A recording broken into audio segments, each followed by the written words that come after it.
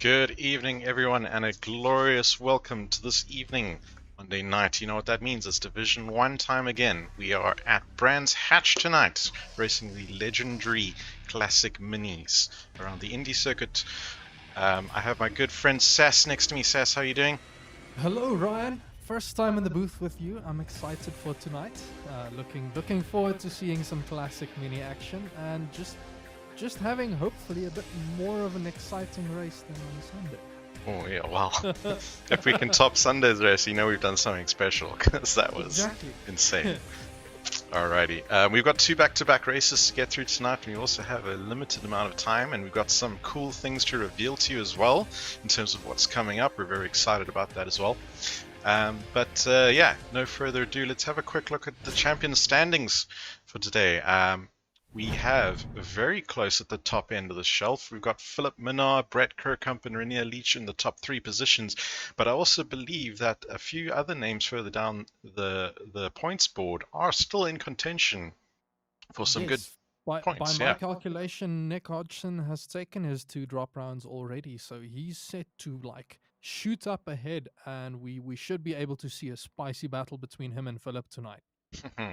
Yeah, let's see what happens. And don't forget, it's two back-to-back races as well. So even if you mess up in the first one, you can still make a comeback in the second, and vice versa. So everything to play for tonight. Speaking of, let's have a quick look at the weather forecast. So we do like to model what's happening on track after real life happening. So being the UK, it's obviously either going to be raining or heavy clouds. Tonight we have heavy clouds. It's a middle of the day race, but despite that, it's still quite cold, 10 degrees ambient, and the track temp hasn't really warmed up at all, so it's just under that. There's quite a bit of wind out there, 18 kilometers per hour southwesterly. Sass, do you think that's going to affect the cars at all? Ooh, I need to remember where north is on Brands Hatch because I definitely think these light rears of the minis can be caught out by a tailwind. So, I mean, at least from if the track overlay is to be believed and if it's oriented correctly, I mean, Southwest could be going across the two main straights almost. So potentially impacting the cars either in a positive way or otherwise a negative way. So it could be interesting. The other interesting point to note is that the grip settings are not starting off where they normally do at 99% and near optimal. They're only starting at 96%. And it may not sound like much, but let me tell you, when you're out on track, 96 is slippery. So, and it's going to take about 22 laps as well to actually rubber in properly. Speaking of the track out itself, we are at Brands Hatch, as mentioned. We're on the Indy layout, not the full layout. So you can see it's quite a small track. So after you go in the start finish straight, you've got Paddock Hill Bend, Haywoods leading into Druids. It's a tight hairpin. Graham Hill as well, coming onto that Cooper Straight. Surtees McLaren, I find, is one of the most difficult corners for me to get right because you want to carry as much speed as you can through clearways, through Clark Curve, of course, which is pretty gentle, but then onto the Brabham Straight to get as much speed as possible. So I think on that note as well, we have Nick Hodgson, who's recorded a little optimal lap guide for us. So without further ado, let's go into that.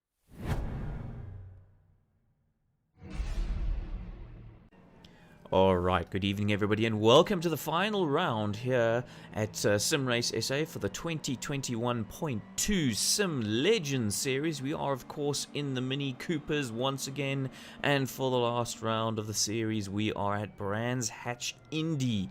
Now to get an excellent lap, what you need is a lot of speed going across the line, so I do run wide coming onto an ultimate flying lap like this, and down the Brabham Straight we go, flat out, changing gear at 149 and across the line. Here we go, starting the lap, looking for the first braking marker just before that last whiteboard on the left there, throwing the car down through Paddock Hill Bend, just almost hitting the gravel trap on the left hand side and braking for Haywoods Hill and Druids Bend just after that little white sign on the left hand side there. Really throw the car in. You want to use as much ability to chuck the car into that turn as possible. Same with Graham Hill Bend. Very, very, very tricky that you need to simultaneously carry speed and get turn through off camber corner. Very difficult. Flat out almost through here. See me feathering the throttle, just trying to get myself lined up for McLaren Bend. An awful slide though on the entrance. That cost me half a tenth, but I keep the car nice and tight on the exit to make the track as short as possible, and over the Brabham Straight we go, and across the line we're going to do a 55.883. Sure, that is certainly quick as anything. Interestingly, I see before we have a look at this that cars right now on track are only doing over a minute lap times, but they might still be on their out laps as they try and put in a banker lap. You see the names haven't come up on the tower yet, so we'll see the first cars coming through very shortly, I'm sure. As we can see, lap times are expected under a minute. We've also got the little top right hand side on your screen. You see a little track map, and you can actually see where the cars are as they make their way around the circuit. And as soon as they get some laps banked, as this looks like Brett coming across the start-finish line, his name should pop up very shortly. And he sets the pace with a 56.711. Immediately beaten by Nick into a 56.4. Wellness coming in a third. Oh, Philip slams in a 56.29. So yeah, they've got another... I do think Track Evolution is going to play a bit. You mentioned that Track Evolution is set for gaining only after 22 laps. Yep. They might have done 22 laps during practice, but I'm not convinced yet. We'll see if the numbers start tumbling, whether there was. It is going to make for an interesting second race, though. Definitely. There's not a lot of practice time to go and rubber in that track. Absolutely. As we see Rainier Leach slamming a top lap again. What I do want to have a quick look at while we're putting in these lap times is what guys were doing in the practice. So here's a snapshot taken just before the server launch this evening of all the people who had joined the Grumpy Monkey official practice server, sorted by their best lap time. So we can see Nick here at the top putting in a 55.785. So it'll be very interesting to see how close he can get to that, knowing that on the practice server he would have had more time to rubber in the track and find those perfect conditions. You can see actually the number of laps he's done is 290. That is a lot of laps. It's not quite Marius Skuman laps, but that is a lot of laps. I'm sure he's done probably that same amount offline as well. Exactly. I mean, in the mini around Brands Indy, that is literally going in circles around and around. But you can see how tight the field is as well. I mean, the top 2-3 guys there, all 4 guys actually, all under 56. And then the next 10 or maybe 15, all under 56s and the 57s. So I think tonight is going to be an extremely close race. There's not a lot of margin for error. A small thought I just had. I'm not sure what impact the cold track itself has on their lap times. Those first few laps might be them trying to get tires warmed up, as we see Ross now doing a 55.7. It might be that tire management is going to play a role here as well, especially given at the start that things can get quite sketchy under into turn 1 with cold tires. Absolutely. So lots here to play for, but I mean, I'm expecting Ross to go and smash it, but also keen to see that Philip, Nick, and Brett bring the battle back to him as well. We can't just have a one-horse race tonight. We need to have a close one. Oh, definitely. I think all of the point blank guys are going to be gunning for bragging rights, essentially. As we see Ross getting a little squiggly, sideways. And he has not made it optimally through there, no.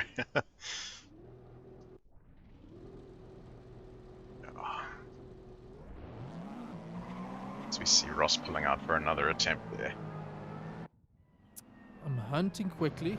Brett, oh no. As he goes through Druids, he just throws away his entire, 2/10 delta.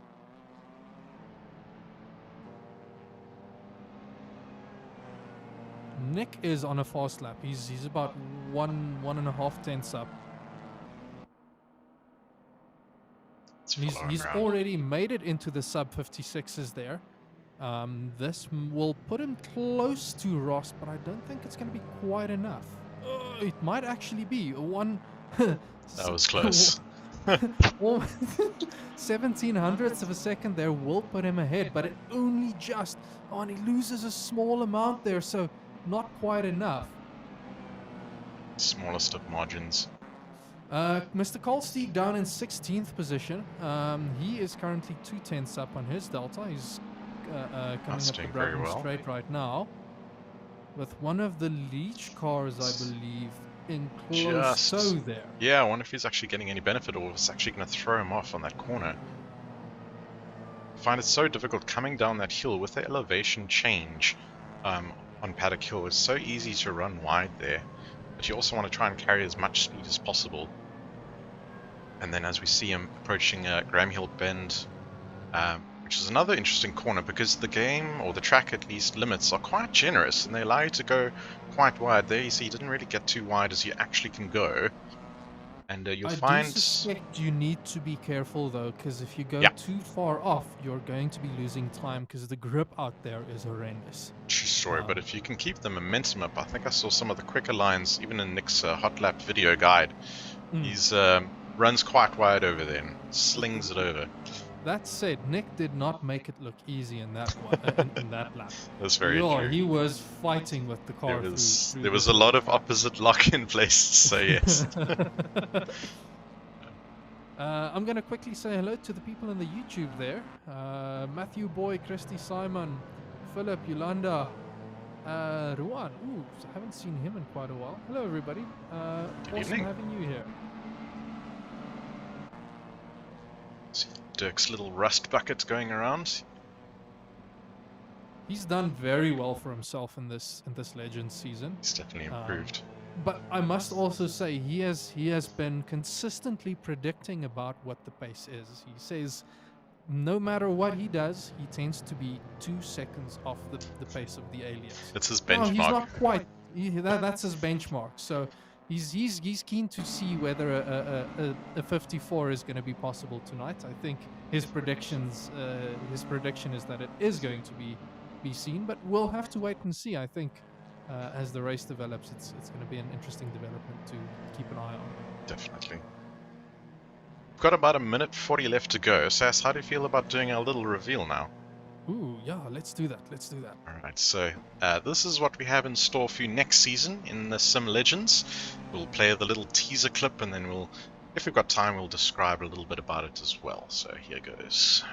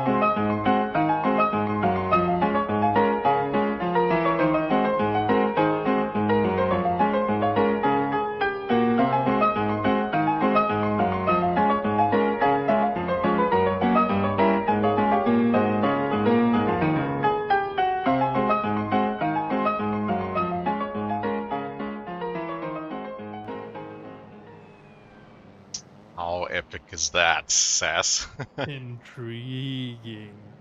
I do feel that the helmets here don't do those cars justice. The period appropriate attire. What was the saying? It's heroes going sideways in polo necks and leather caps. Yes. But yes, absolutely. So the premise is it's the 1950s. War is over and motor racing is on the rise. So there'll be more revealed about this in the Discord stream after tonight's race, but essentially what we can tell you is that it's going to be a team-based affair, but more than that, they're actually going to be houses. I think we're having 4 houses of Kailani, Kilani, Elder Scribanti, and Pakisa. Now what's going to happen is that all the drivers who enter the championship are going to be divided into those 4 houses. Each house is going to have a captain, and yeah, essentially each house is going to compete for points. Big opportunity to come and learn from the best, I believe. Yes. Yeah, we'll have to wait and see until later tonight. Absolutely. Right, and a bit of overtime now. Let's see who's topping the charts. We got Ross Bartle, who's putting himself on pole, unless someone can get a banker lap that beats that. Nope, the clock is done. That's clock. That's done. So we've got Ross, Nick, Philip, and Brett on the top that's two the rows. First 2 rows. Yeah. That's not quite a point-blank lockout with Philip sticking his nose in there. But that is how we like it. We don't want the point blank to be up in front all the time. Like, get some other cars in there.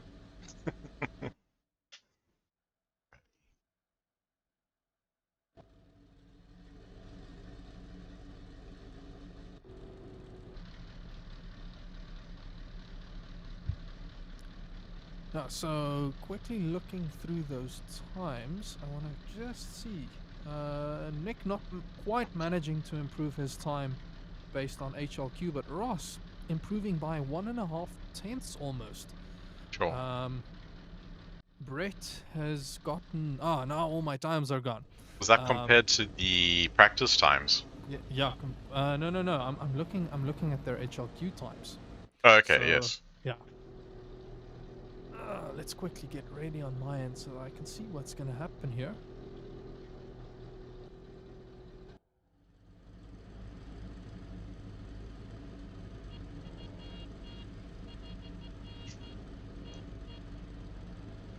Drivers hooting in anticipation. Those shakes, those pre-race jitters, I can't get enough of it, but it feels so stressful for me. It's a very nervous time. You want to like master your pull-off. Make sure you don't mess up the clutch release. Okay, lights are coming on. 1, 2, 3, 4, 5, 6. Drop the clutch. Go, all the smoke. Away they go. Was that Philip getting a brilliant start there? He's up into second. Start. Ooh, 3 wide. Okay, not quite 3 wide into Paddock Hill Bend there, but he's going to be sitting tight on the tail of Ross there. Nick almost running a bit wide. Philip on the inside, throwing it up like into Druid's Bend. The leech coming up the inside as well. Let's see if they can keep it tidy side by side. It's not going to be... Oh, Philip is ahead, so he can focus on the next corner. Oh no, he's left the door wide open. Oh. Leech running very wide, but they're side by side, and all this battling is just allowing Ross to set Scamper off away into the sunset. Oh, was that a little bit of contact there? I saw someone going wide. Tiny bit of contact there between Philip and Nick falls back there. Philip is now in second, so a bit of rubbing is racing there. Nick managed to keep hold of it.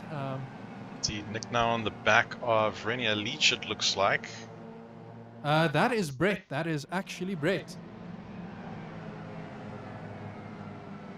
Yes. Brett is right on the back of James Leech. Oh, sorry, the leeches. There's so many leeches in this race. There's a tiny leech in I think a blue livery.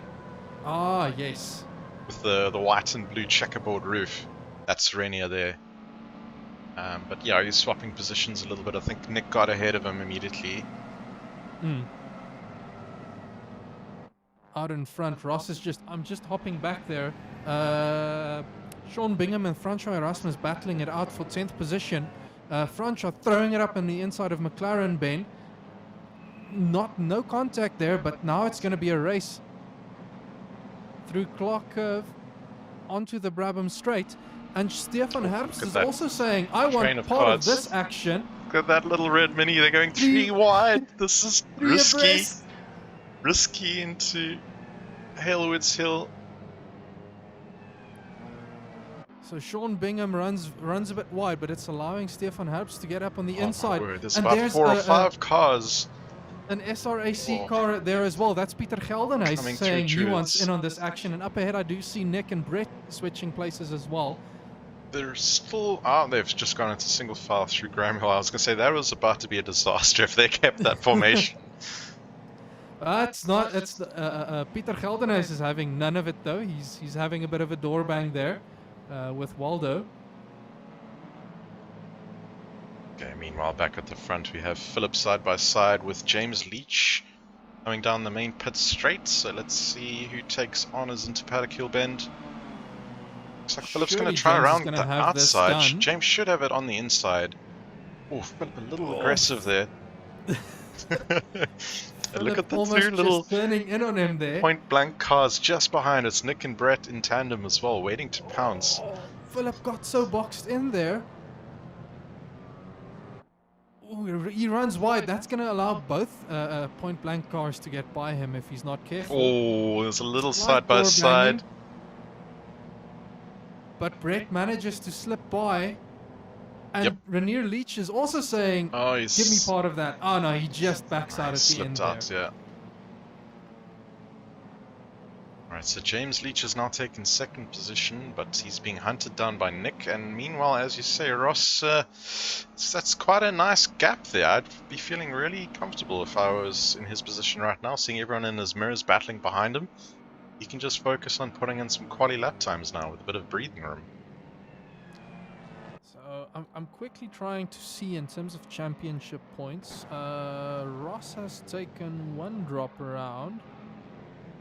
Someone's going off into the sand at the back there. I think it's Waldo. Unfortunately had a little bit of an off. He's trying to rejoin safely now.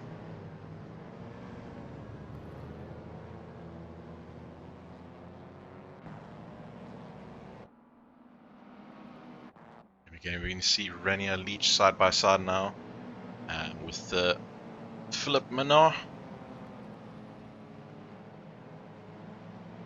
Ooh, Dirk in and Franco Just saw Erasmus in the Dirk getting background it there. a little bit wrong there and looked like he clipped a wheel on the outside.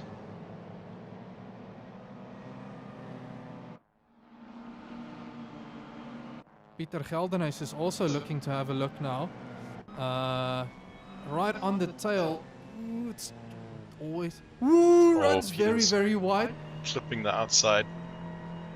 We're on board now with him as he goes down the hill into Druids. He's got quite a bit more speed. Looks like he's trying to go for a slightly different line. Just not quite working out for him. James Leach and Brett Crocombe battling up in front as well. Oh no, they've just swapped places, sorry. We've got Francois Erasmus and Stefan Herbst just in front of Peter here. Looks like quite a bit of traffic to contend with.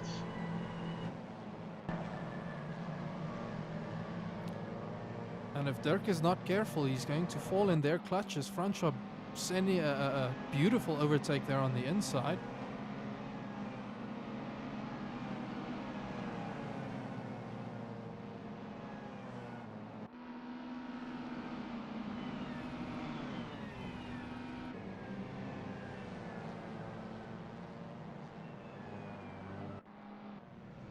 Field just starting to spread out a little, but there's still some close battles on track. This group over here in the mid-pack is certainly quite tight still.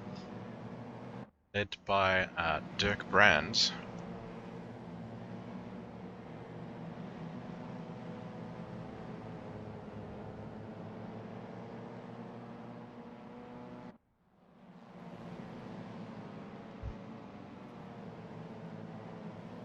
Onto Brett Crewcamp now. You can see James Leach hounding the back of that Mini. To go on board with Brett, you can see in the mirrors there, it looks like James Leach is trying to go side by side on the left. You can hear the engine note knowing he's close, but he's surely backed out of it. Brett having to run a very defensive line on the inside there, which is going to get or allow James to have a better line into Druids. It looks like he might have this move done. Oh, but Philip is also coming back at them there. That is a tight train of cars right now, but it does look like that James Leach has secured that position. As you say, Philip is licking his lips at this battle as well, though, because it's allowed him to close up. As we see Carl Stieg and Waldo Swichers swap places further down the pack. Ooh, Philip losing it there, going off completely. Oh, no, not off completely, but oh no, that was unfortunate. He lost a lot of time there. Allowed Renier to pass him. But even so, all the battling is just causing everybody to lose so much time. Nick and Ross now, having gotten away from the pack, they can just completely checked out. Drop everybody. Yep.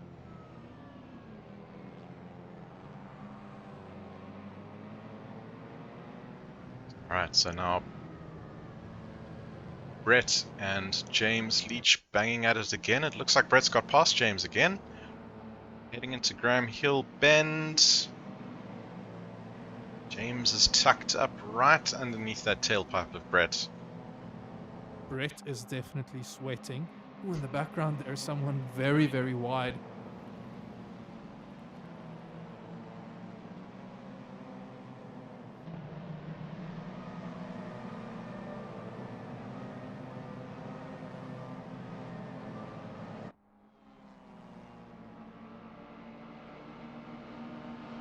Peter Gelbenes, who's just passed Stefan Herbst for 10th position.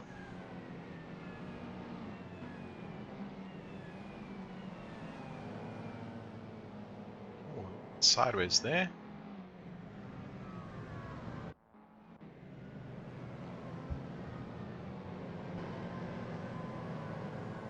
So looking at this, in order for Philip to improve his standings, he will have to finish third or above in both races.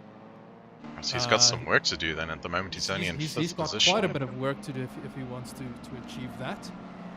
But even then, if he manages that, it's only going to improve his two worst finishes by 1 point each. Which I think if Nick and Ross are continuing at the pace that they are at, they're likely going to overtake him in the standings by the end of this race. Now they may have it done early, as we see Bjorn Buchner put in a fastest lap of the race, so he's finding some pace. Is that just a personal best there? I saw it flash purple It's for a most likely a personal momentary, best. yeah. So he's finding some rhythm now on his own. He's not worried about traffic.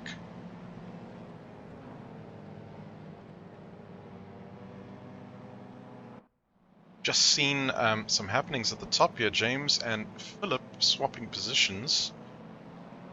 Philip seems to have dropped lines, back. Yes. He's and, now and it's not between. working out for him. He's found himself in a bit of a Leach sandwich right now.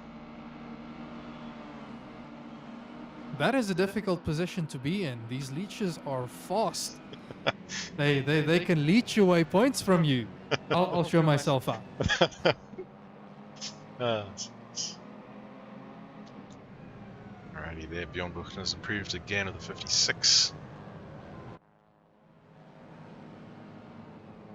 Oh, James just sneaking his nose in front of Philip there. That must have been so close to contact.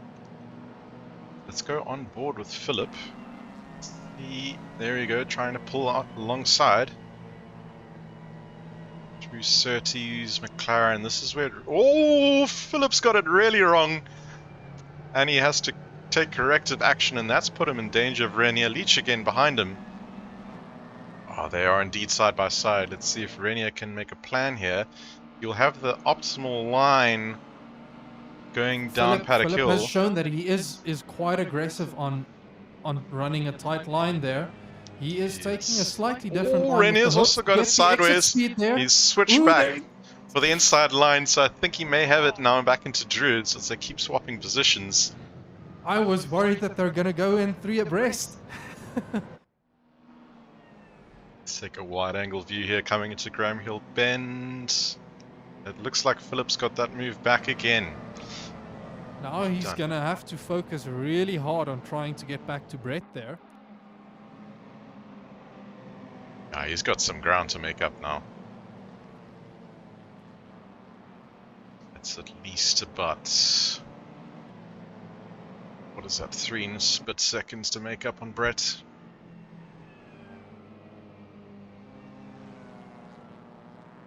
That's okay. So Brett doing 56 threes and Philip doing 56 fives. He is going to have to pull out a rabbit out of the hat there if he wants to catch up to Brett.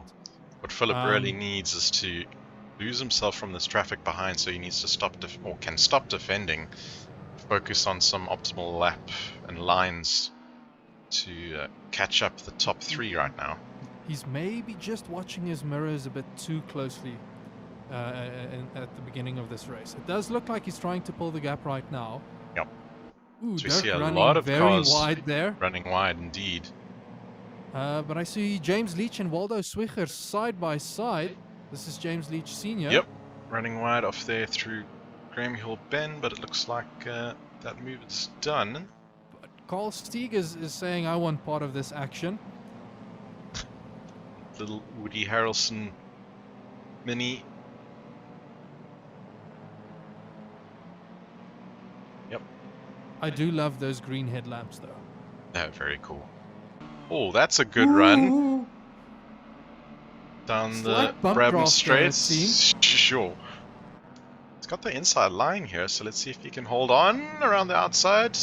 Goes, oh, Waldo, there's some contact there side by side. They both keep it under control. But rubbing is racing. That was brilliantly That is- held by both drivers. Carl has the inside line here, coming around Druids. It looks like he may, yep, block the position from, oh, but he's But left he's the door opening up. open. No, there wasn't enough momentum there. Oh, he's run very wide now. Surely that's That going to give is- Waldo the advantage. Or at least allow him to close up rejoins again. just ahead. I'm sure Waldo backed off a little there. Okay, no, okay. looks like Cole he's- did not have the exit speed Yeah. he needed to keep it going. Yep. Yeah, it looks like Waldo will settle in front of Carl for the time being. Let's see how Renier Leach and Sean Bingham are getting on. Back just behind them, James Leach and it's James Leach and Sean Bingham have just swapped positions. Ooh, but they're looking very, very racy with one another. Yeah. Philip now managing to pull a 1.6 second gap there on Renew Leach. Yeah, he's 4 definitely minutes going and 50 hunting. seconds to go, so he's got a That's big a tall gap to order. close down. Yeah. Uh, Brett makes a mistake, but that's Brett unlikely. does his best lap time of a 56.1 in the race. That is Philip quick. not able to match that, so I think Brett has this one in the bag if he can just keep it together. Keep in mind, I don't want to commentator's curse this guy now. I'm almost wondering though if Philip is carrying a little bit of damage from his initial battles with some traffic trying to get up to this front there. And maybe that's compromised to how much speed he can actually carry now. So, as things are right now, the standings will have Philip in first, Brett in second, and Ross in third, with Nick's bumping up to 8th. I think he was like 10th before this round started. I can quickly check. 13th. So Nick is climbing a bunch of positions because tonight's finish will drop one of his drop rounds away. And he's just edging his way closer to the top end there. So we see Waldo trying to put some pressure on James Leach Sr. He's got a good little draft. He's having a little look up the inside here, going down the hill, and I think he's already passed. Yep, he's got that move done. Very nice. Ooh, but he's running. Oh, a he's bit run wide! And James Leach Sr. says, "Thank you very much. I will take that position back before Druids even arrives." Oh, But James locking up into at this. Druids. okay, it's not over yet. Oh, that's a big knock! The James not quite managing to get it slowed down for the apex there. Indeed. May require the look of the stewards team afterwards.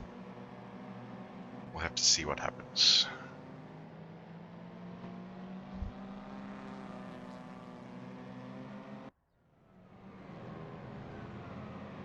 Just seen James Leach. and Renier swapping places.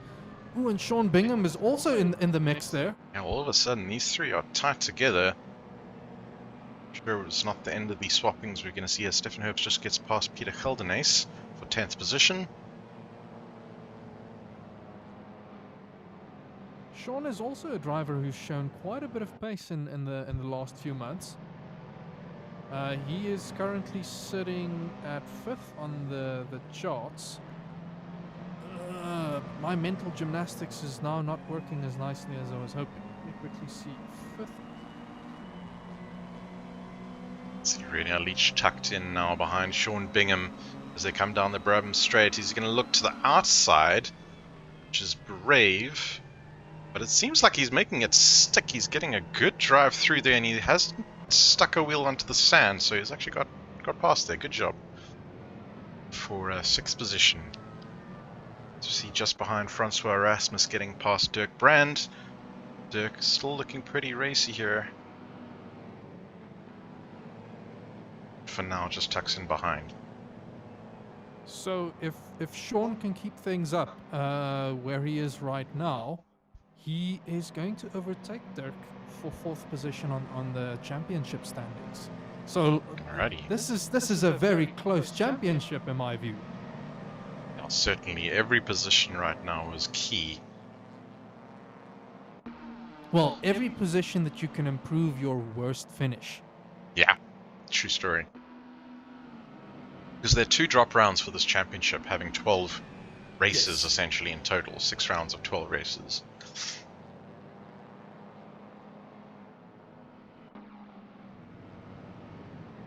Well, who's pulled over there on the right hand side, just letting Dirk get through? That was Stefan Herbst, I think, who's recovered now on track.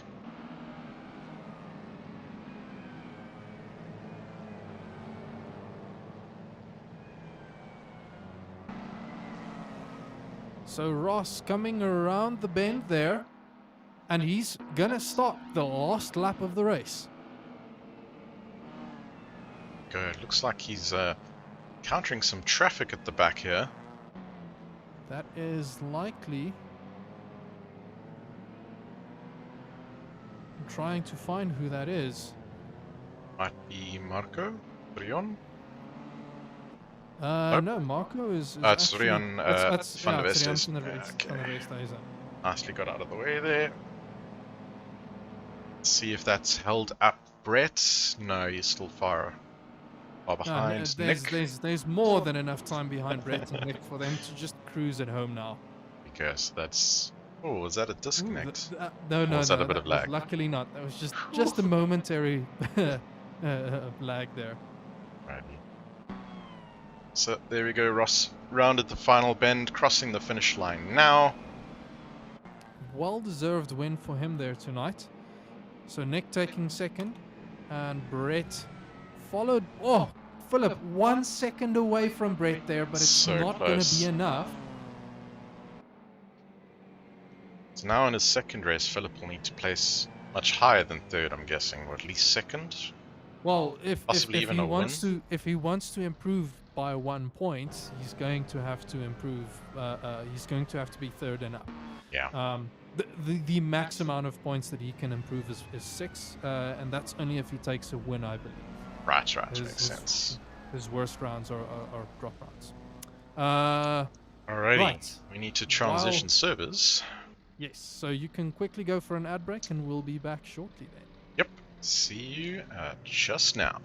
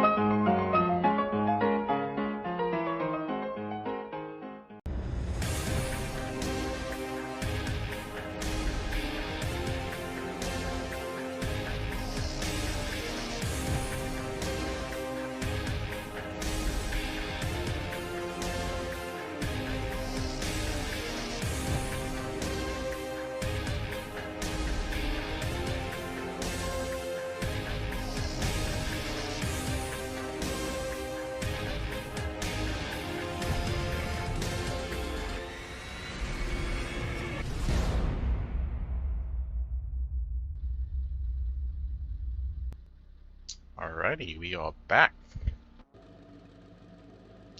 Server And transition. this is where things get interesting now. There's 2 minutes left in this lap. I don't think there's enough time for everybody to go around and get Rubber in the enough track. rubber down. It's definitely going to make qualifying a bit of a mad dash. Probably see some times improving at the very death of qualifying. That actually happened in the TC, the very first TC race. We were on Brands Hatch as well. Yep. But the full layout, and the Grumpy Monkey, not Grumpy Monkey, the Point Blank teams said that they had figured that the track would rubber in at the very end. So they were just running laps at the start there to get it to help it to rubber in, and then went for their flying laps in the death of the session. That makes a lot of sense. So, minute 49 left of practice before we move into qualifying. Let's chat a little bit more about next season. So we've obviously seen that there is a historic Formula race car on offer, and it is of course the phenomenal Maserati 250F. And that's going to be very interesting with some period appropriate tracks we're going to have in the selection as well. So, you know, think of things like Silverstone 1967, Bremgarten, historic Donington, maybe a little bit of Monza in there, you know. You'll have to see, but that's the kind of feel you can expect. But Legends isn't all that's new. We're doing that Audi TT Cup car, which is one that I'm also quite excited about. Push to pass, nice rubbing as racing type cars. I think we had a for fun race the other night on the Silverstone National layout, and there was a bit of contact between two drivers going through cops. It handled it. And it handled it. Yep. Yes, the one driver lost a lot of time, but the car didn't just go and bog down or go straight into the wall. Pinball off each other or anything like that. So certainly encourages some rubbing as racing. Can certainly handle that. And speaking of push to pass, we also have a new car for our SimGP series as well, the Formula Supreme from Race Sim Studio, which also is equipped with push to pass technology. That is one that I am personally looking forward to the most. That's certainly going to add a lot of interesting dynamics and strategy to the equation. It's removed DRS but replaced with P2P, so that could be quite interesting. Which I feel is much less a case of instant death, because if you have a track where you don't have defined DRS zones, like Kyalami, and you don't have have to good be self-control. very aware of what you're doing. Yep, you don't want to accidentally open your wing around a bend. But also those Super Formula cars are a lot more drivable than the old F3 car. They handle very well, and I think the base setups on them as well are very well done and very accommodating to the rookie driver as well. Definitely, and don't get us wrong. There will still be a lot of talk about setup work and eking out that final bit that you can. But I'm hoping to see some good close racing. The same type of racing that we've seen with the F3 cars. I feel this last season was great. I've had some of my best racing, I think, in this last season with the F3 car. But it's time. It's time to go to something new. Yeah, definitely. Change is always good. Can't have too much of a good thing. Yeah, we decided it's time for a little shake-up. And for those ACC fanboys, don't fret. Nothing much is changing. We'll see what the new year brings for us. But we've got a good mix of tracks planned. I'm not going to reveal too much right now. But I feel we've got an interesting mix of circuits planned, and it can make for quite the spectacle in the what a lot of people consider the top tier of racing that we have at SimRace South Africa.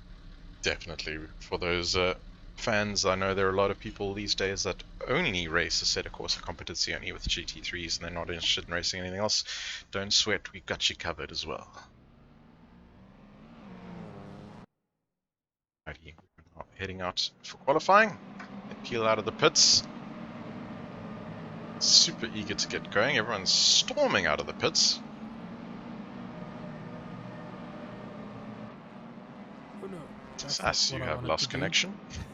No, I was trying to get to the menu to see what the grip levels were at. Good.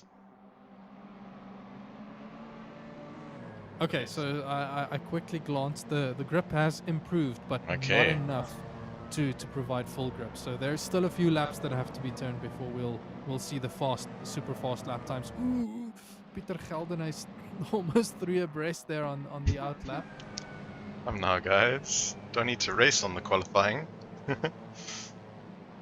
Everyone is very eager to get their laps in. Yeah, I think I'm still suspecting that tire temperature is a factor here, and Peter might have been taking it a bit too calmly for most drivers trying to get some heat Yep, into their tires.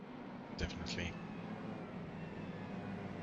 Look, what's going to be very interesting for me in the second race now is to see just the different strategies, or maybe not strategies, but the aggression levels and how they may change from the drivers from the first race. Specifically, for example, Philip Minnaar, I'm sure he knows in his head what he needs to do to place higher, and what position he needs to get into. So let's see how desperate he gets.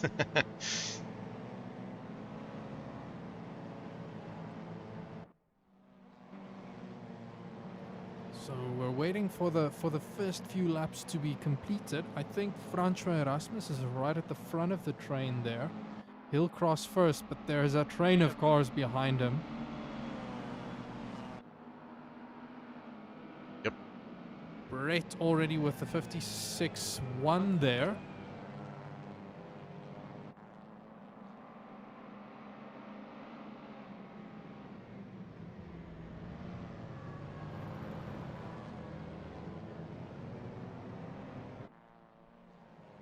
So the top 12 have banked their laps already, and we can see a trend forming.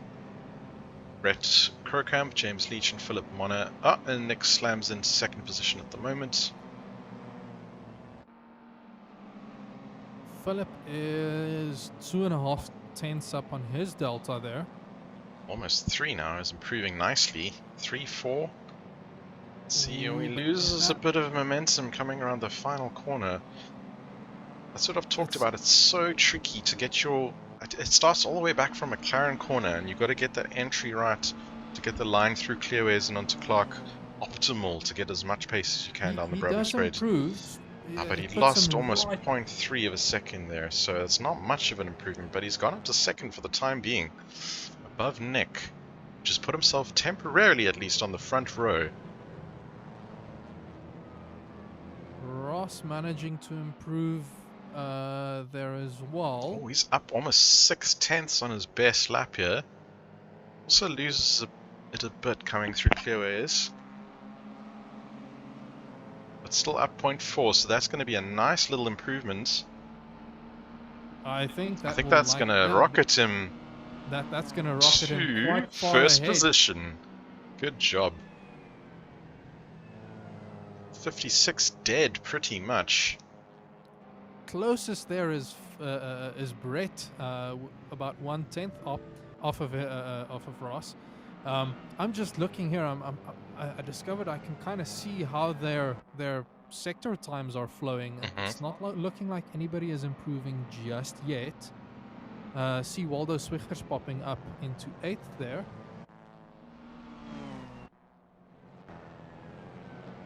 Oh, it's just been snapped by Dirk Brand there. Nick managing to improve there. That puts him on the front row.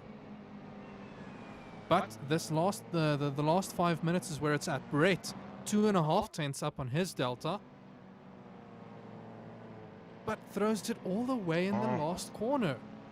That's what I keep on saying. That last corner is probably the most difficult to get right, and it can cost you or gain you the maximum amount of time or advantage on this track. It does look like he's still improved. So he now slots into the front row there. Fully expecting Nick to come and steal that away as soon as he can. It's only there or thereabouts on his delta, so I don't he's improving this lap for sure. Philip's just piled out of the pits. I think he's on his out lap right now. Yes.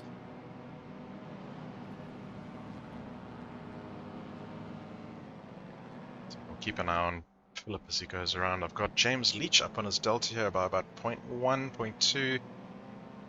So that's going to be a marginal improvement for him, which might get him 4th. No, he's lost too much time. I think he'll just stay put. It's an improvement.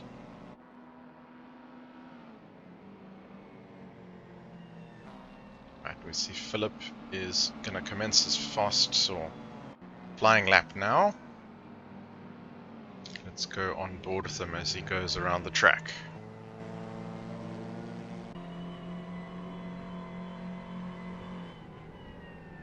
Locked in, but losing time slightly, and this is Gaining again nicely. this is what I mentioned about tire temps. I suspect it's not the first hot lap.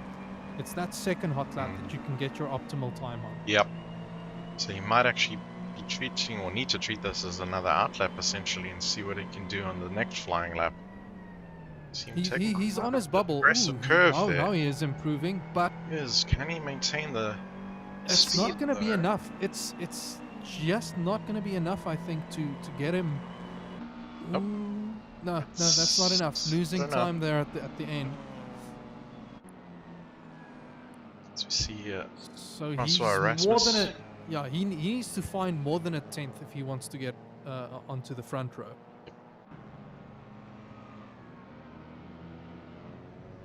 Ooh, that's a very compromised line through Druid's Bend. Still slightly up on his delta, so if you can keep it going. As we saw Sean Bingham put himself up in 6th. Just losing a little bit of time McLaren there. Bend is Yeah. such a difficult corner, especially with how light these minis are on the rear. You need to be very careful going over those curbs to not unsettle the car. Philip is slightly up, but as I said, Still he not needs enough. more than a In 10th, fact, not he's just dipped a down 100th. again. Yep. So certainly looks to be struggling out there to improve on his times. Brett's sitting in the pits.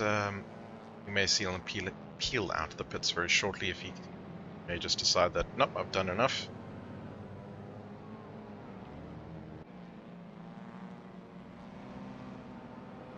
Philip looking like he's gaining a bunch of time there through Druids, but it's not quite what I would have expected. Nick's going to improve on his flying lap here ever so slightly and just increase his advantage as he now firmly dips underneath the 56s to get a 55.922.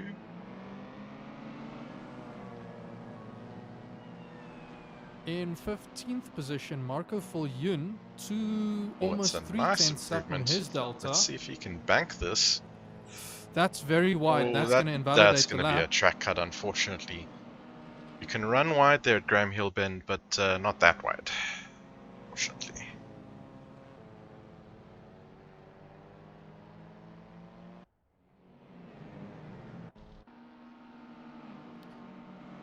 Nick still improving. He's 1.5 tenths up on his delta coming into McLaren Bend, maintaining that speed through Clark Curve, slightly dipping. So he's just cementing himself into pole position there.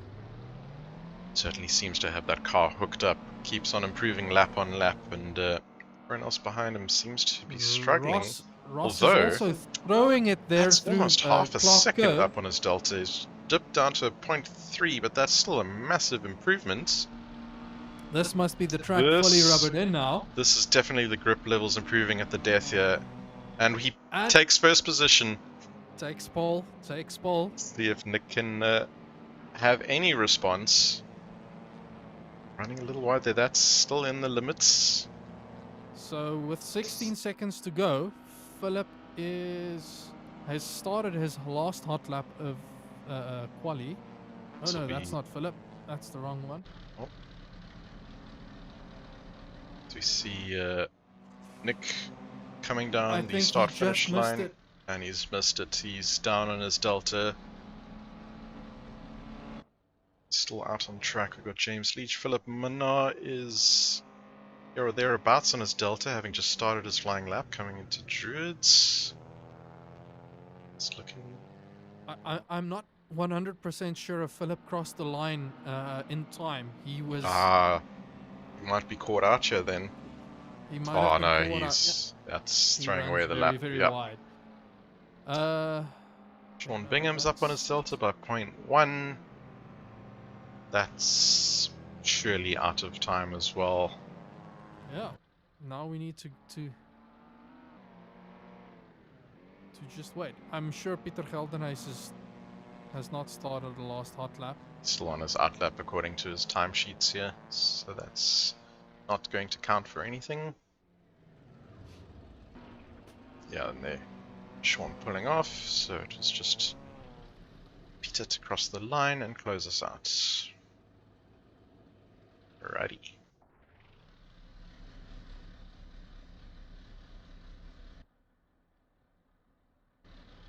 I need to make a quick run for something to wet my whistle. I'll be back in a bit. Alrighty. Do that. There's a couple of minutes of countdown. Guys will be double checking their pit stop strategies, or though there is no compulsory stop, at least checking their setups for the right amount of fuel. Don't want to carry too much in these minis. They can be a little bit sensitive given how light they are.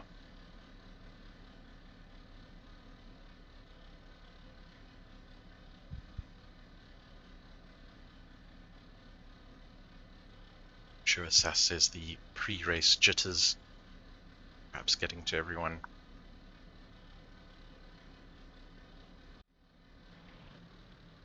Here we go, drivers forming the grid.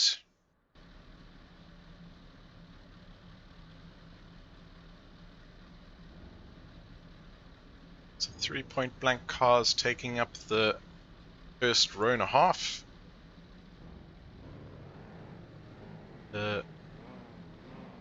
Followed by Dirk Brand, by the looks of it.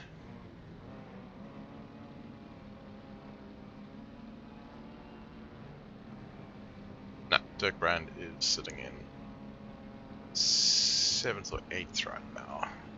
That timing sheet has not been updated correctly. Flashing his lights there. I'm sure that's not deliberate. It must be the rust getting to the electricals. Here we go.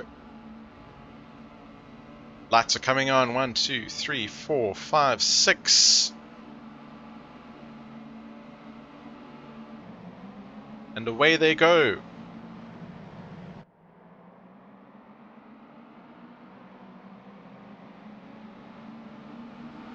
Just as they're forming around the first bend here, we've got Ross Bartle in front, followed closely by Nick Brett and James Leach pretty much in the position they started. We've got Philip 5th, looking to take the inside line and see if he can sneak a position around James Leach. They're pretty much side by side. And he has that move done. He has got that move done through the exit of Druids in front of James Leach. But that is pretty much the only position change that I've seen. Everyone else is holding their line. Very neat start there by the entire field. Nick is ahead of Brett now, and Brett had shown that he had quite a bit of race space. Yeah. Ooh, Brett on the inside. Not Brett, sorry, Ross. That's Ross, yeah. All the point blank liveries looking very similar here. Oh, is that so close? Side by side. Ross has the inside line. Nick is trying to set himself up for the inside line into Druids. He does have his nose in.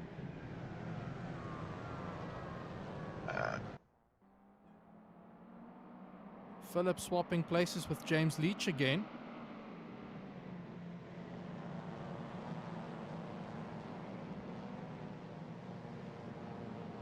The sheer ability of these drivers to drive so close to one another. Nick's dropped back. He's now in 3rd. Brett got that move done. And Philip's looking up the inside here of James Leach. He might actually be in front as we speak. It looks like his nose is in front. Can he slot it in between the two? Does. Catch the toe up ahead. trying to squeeze James Leach there to get as much line as he can through Paddock Hill Bend. See a couple of point blanks running wide there. It's risky of putting a tyre in the sand. Philip looking Oh, on the that is some inside of Brett contacts, there. unfortunately. They both keep it going. Philip rejoins behind Brett though. Is, but it's allowed a couple of drivers to pounce, take some additional positions. I think we have James Leach has gone by, Rainer Leach has gone by, and followed by Brett, and Dirk has got past as well. Now side by side by Philip, and yep, there he goes past. So that was a very costly move from Philip. Unfortunately, that move not working out for him. He was maybe a bit ambitious there. It's not easy making moves like that when it's so crowded on the track. Yep. So a quick look at the top here. Nick and Ross are still neck and neck. Dirk is looking very racy with Brett there. Let's see how they're doing. Oh, the inside there. I think that little orange mini is Renier. Near Leach, yes. And it looks like he's got the inside line here, so should be able to make that move stick. Just following Brett through there. That is how you drive. Great clean pass there, Dirk. Congrats. As we see Sean Bingham get past Peter Cole. Sean has had a spin. That's what's going on. Peter Geldenhuis as well. Must have been some contact here. I'm not quite sure what happened there. Unfortunately, it seems to have gone very wrong with Peter now lost out in the field. Unfortunately, not quite sure if is he able to get that car. Okay, He's able to get it going again, but you can see how up just ahead. how Sorry, he is. for fifth position, Brett and Rainier Leach side by side on the Brabham Straight into turn 1. Dirk is taking a slightly different line there. Ooh, goes over the curbs. That would not have helped him. Slotted back in position. But Philip is now up alongside him into Druids. Ooh, Philip taking a very, very late braking moment there, and he runs very wide there. He's going to lose time because of that.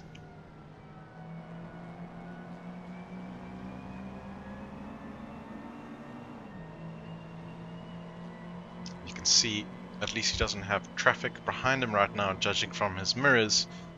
So he doesn't have any pressure from behind. Let's see if he can make a move on Dirk, who's gone very wide there through McLaren and Clearways, which has given Philip an excellent run now through Clark Curve onto the Brabham Straight.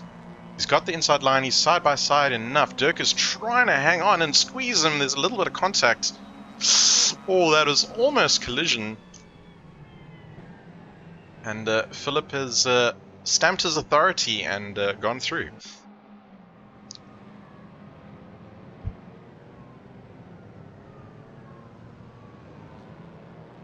So yeah, that seemed nice and fair. I'm sure Dirk's going to try and attack back at him. I am quickly calculating here. With Nick and Ross up ahead, the battle is on, although I think even if Nick drops down to second, he's got it in the bag. Nick can finish all the way down into like 15th. Sure. And he'll be fine. So unless something catastrophic happens, he should have this. But look how challenging Ross is looking here on the back of Nick. Oh, definitely. Oh, they are so on the limit there, almost touching the sand. Oh, and he had to back out of that move just before Druids. These two drivers know how to do close racing. They're not going to compromise one another unless it's absolutely outside of their control. How wide they go through Graham Hill Bend onto this Cooper Straight. It looks like Ross has got a nice little draft, but then he runs out of road and can't put it sideways or next to Nick yet.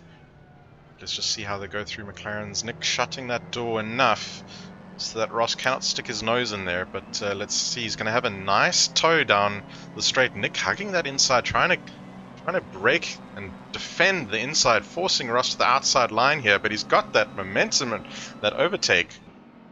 And I think that's going to be enough unless Nick can stick his nose back in the inside just before Druids, which he is able to do right now.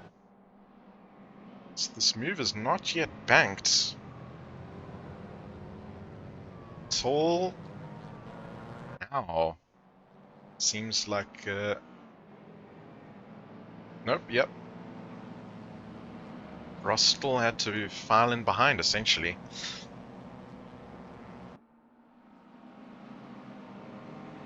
So great racing up at the top here. Filing a little bit back now. We've got Renier Leach. Apologies, my calculations were wrong. Nick only needs to finish in 11th to tie himself on points for with Ross. Alrighty, so he really is looking for a top 10 finish, essentially. He is looking for a top 10 finish.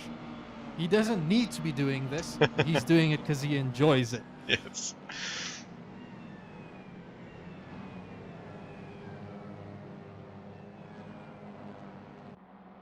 Let's see a couple of guys putting in their personal best, so filing into rhythm. We see Francois Erasmus just make a move now on James Leach Sr. for a top 10 position.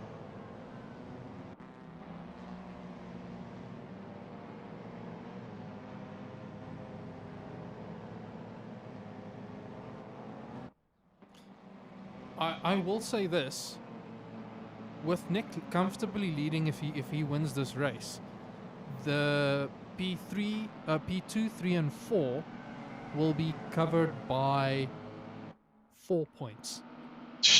That is the closest that of is margins. how close this can be. If Philip can manage, well, if Brett will have to have a bit of a catastrophic race to drop down, and Philip will need to pull himself into third at least to try and improve. But I don't think that's going to be quite enough for him. Seen Brett, I think, get past James Leach, or at least the timing board seemed to indicate a switch there. They're running nose to tail. So I see Renier and Philip side by side there in the background. Philip has worked his way past. There he's Ooh! made the move. That is James Leach off track. He Oh no! Just see what to happened. Hold on to it. That was a worrying moment. He might have gone off and ran into Brett if he couldn't get it under control. Unfortunately, he lost about 3 or 4 positions here, but it could have been worse. He's kept it pointing in the right direction at least. Doesn't look like he sustained too much damage. But I'm sure he's going to feel extremely frustrated there, losing out on what could potentially be a battle for the podium.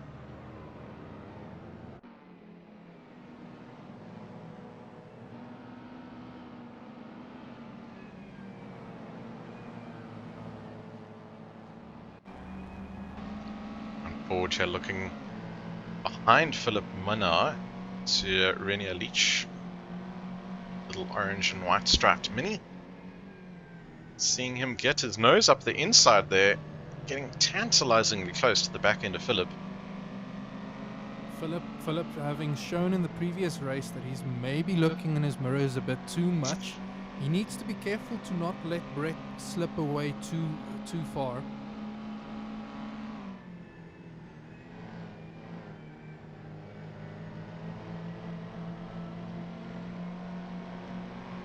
Down Halewood's Hill into Druids now. Let's see if there's any moves. Nope, he defends the inside line quite nicely.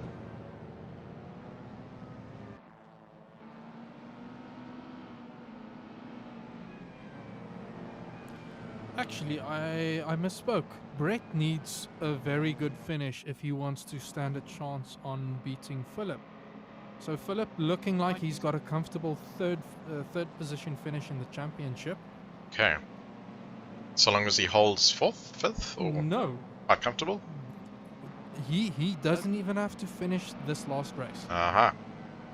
If he finishes in third, he will extend his points lead by 1. Brett essentially needs to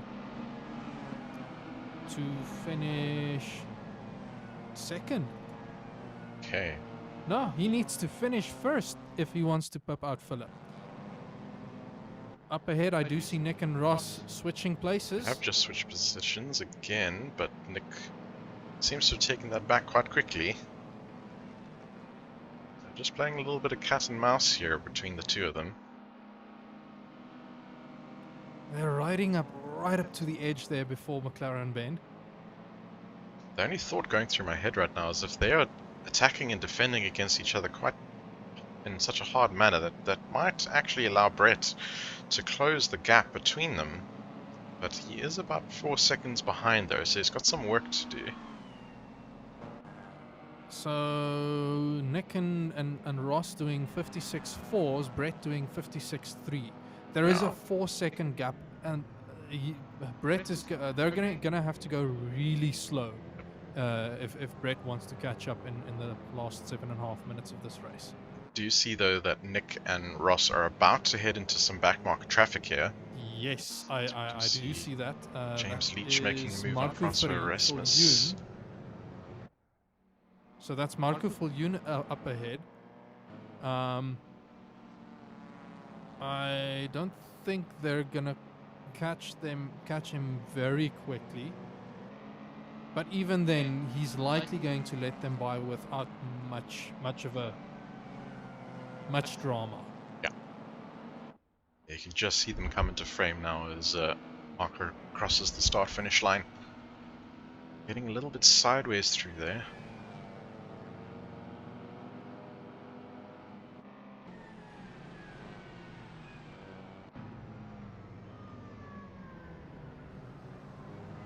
Further down the field, I think the next closest battle we have right now is between Francois Erasmus and the Leaches, James Leach and James Leach Sr.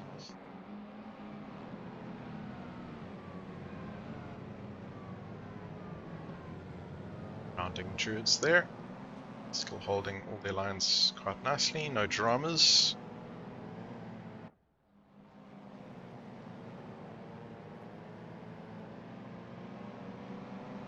Ross doesn't seem to be as close as he was to Nick at the moment, coming down the main straight again.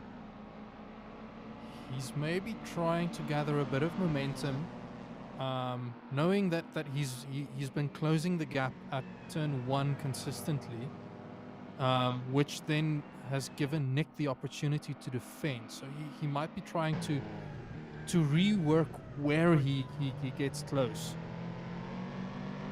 Keeping in mind, I might be just completely wrong in my assumption here. We'll have to see if he pops in for an interview afterwards. You can see what's going through his head during these races. Certainly putting on a good spectacle for all of us here. Oh, I just see Ross getting a little squiggly behind Nick there, which has caused him to lose a bit of time even more. Gap was 0.4, 0.5, it's opened up to 0.7 at the moment, so perhaps pushing a little bit too hard and making a mistake there. As we see Bjorn and Waldo swapping. Yeah. Swapping places. Waldo has been quietly just getting on with the race tonight. Indeed, some strong finishes here. Attack. Side of Waldo's Mini is looking a little dinged, so he's obviously had a little bit of contact in the early stages of the race. Oh, and he's going very sideways. Now that Ryan is commentator's curse. Yeah, Philip is right on the. Well, he's getting close to the back of Brett there.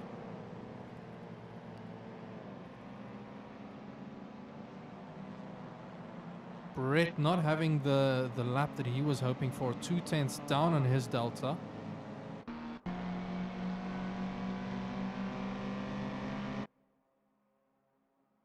So Brett doing 56.3. Yeah, Philip was 2/10 quicker in that last lap.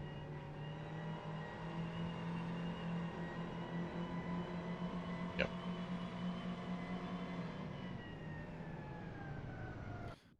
For P15, Sean Bingham and Sean Viveje.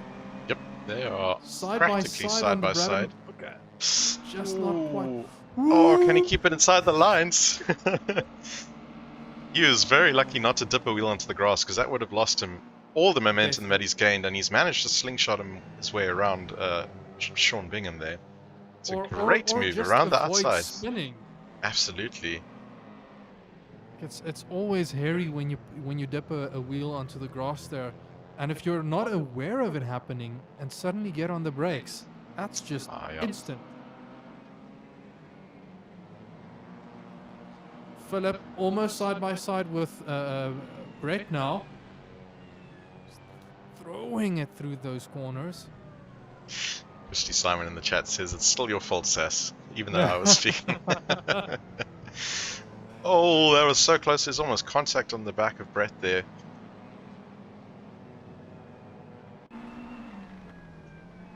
Let's see what we can do with a little bumper cam here. Christy, I'm gonna let you in on a little secret. Ryan is actually the one running the stream, so I'm not taking responsibility here for camera direction at all. It's the laser on the camera, so not in my control.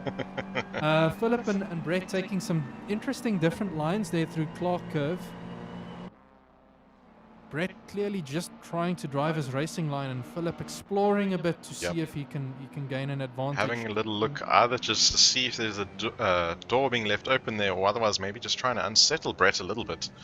See a car in your mirrors doing some crazy moves. Funky things. Yeah. Can get a bit stressful at times. Someone told me they call it rhythm braking. Rhythm braking. Yes. You're breaking the rhythm of the other driver. That's a good pun.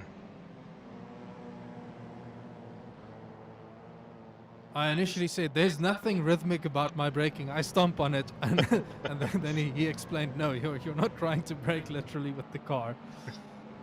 Waldo and Bjorn still very, very racy with one another, it seems. Swapping places throughout the race.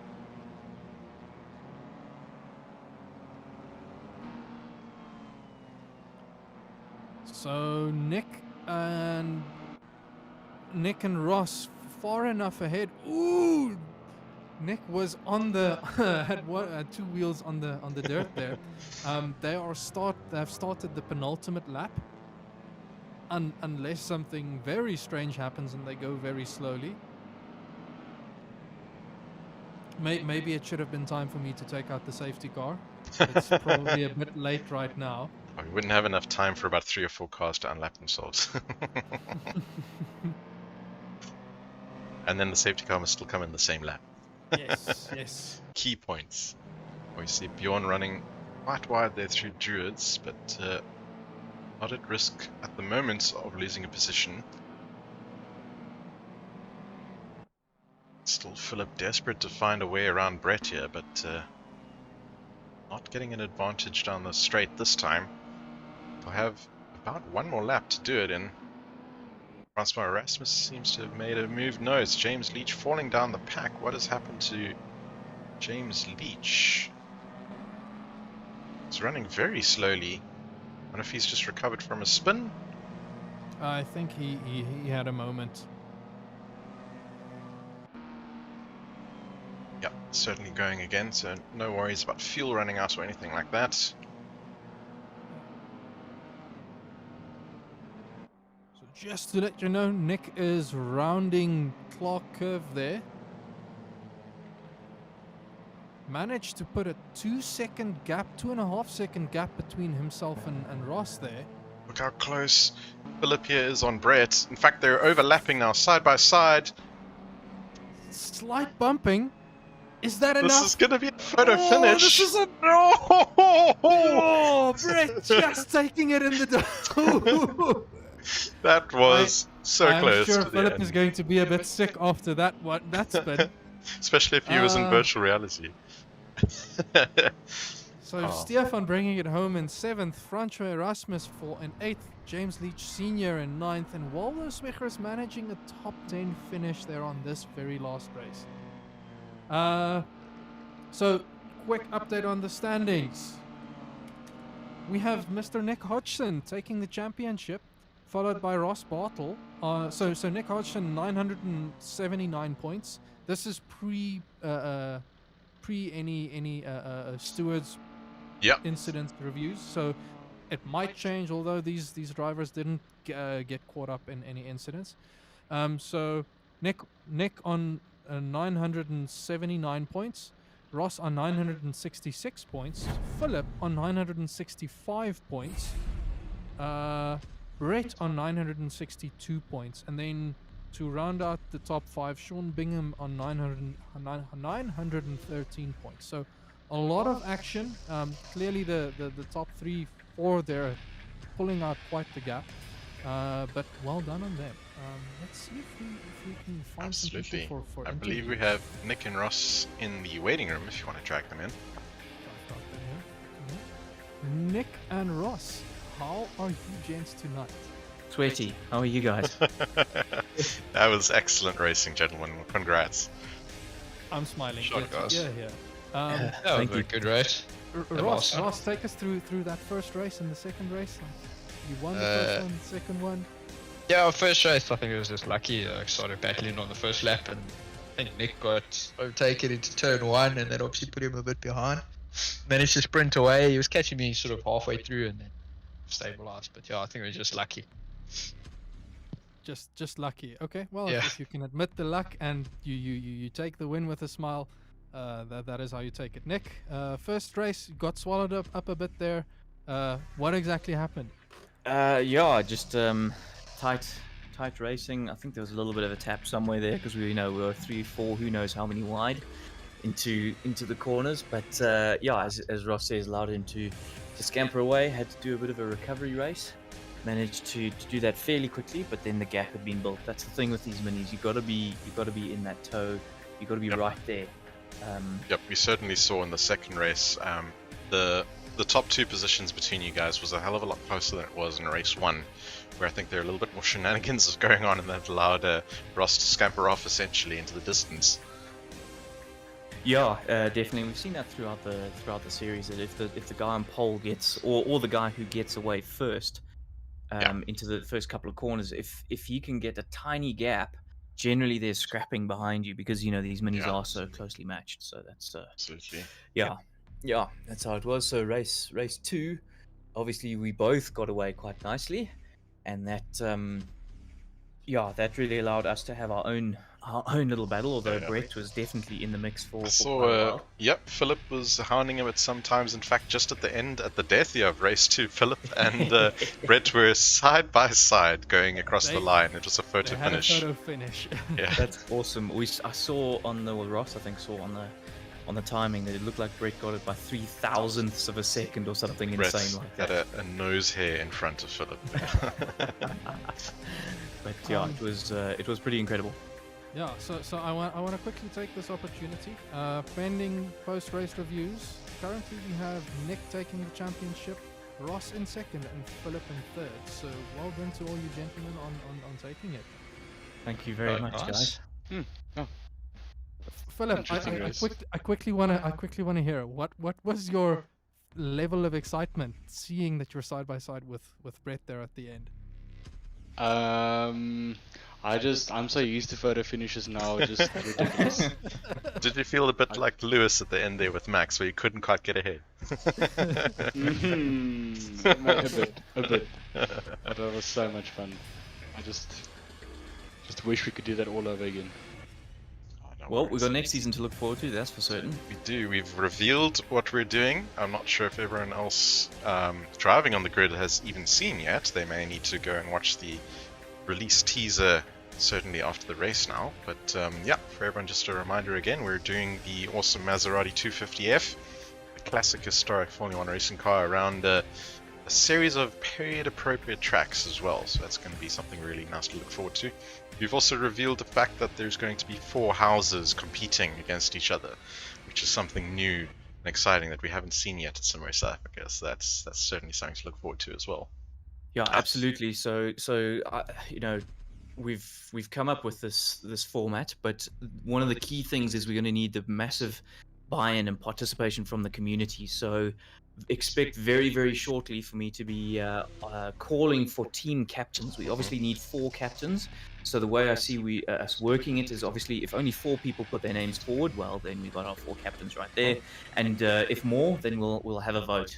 We'll have a community vote as to who they want their captains to be. Nominate some people. Yep. Yeah. So anybody who wants to nominate someone, or anybody who wants to nominate themselves or get involved, like this is the big idea here. The big idea is that the whole community gets together, and the way the houses are going to win is by participation So whether you come first or second isn't going to make as big a difference as if you rock up. So for those of you out there who thought, gee, I never get the chance to win a championship, now's your chance to win the championship. Absolutely. The house is the big championship. That's what we're gunning for here.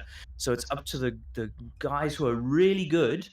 We want those guys in the team to be coaching the younger guys or the guys who haven't as much time to put in. We really want this to try and help grow the whole community as well. Such a good opportunity, as you say, for junior or inexperienced rookie drivers to actually get some coaching from some more experienced senior guys.